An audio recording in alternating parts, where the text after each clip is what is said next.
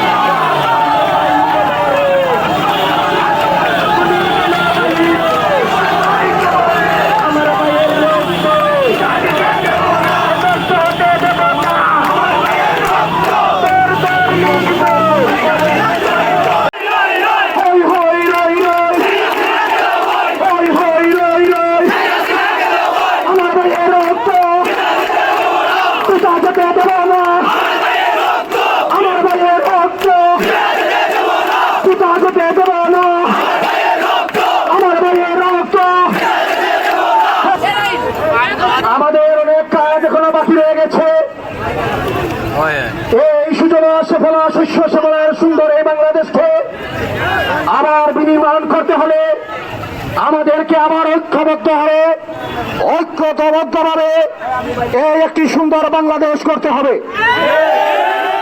প্রিয় ভাইরা আমার, এখানে ছাত্র জনতা, বিভিন্ন দলের রাজনৈতিক দলের নেতৃবৃন্দরা রয়েছেন, আপামর জনসাধারণ রয়েছেন।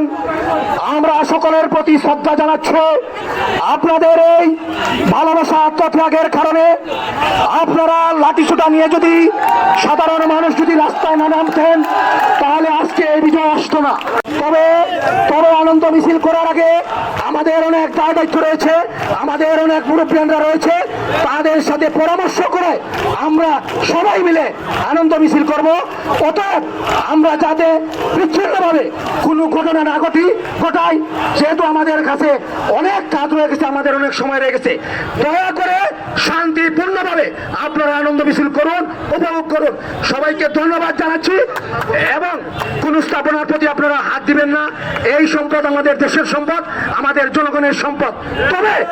তবে যারা এদেশের 11 কোটি মানুষের সাথে বেঈমানি করেছে, যারা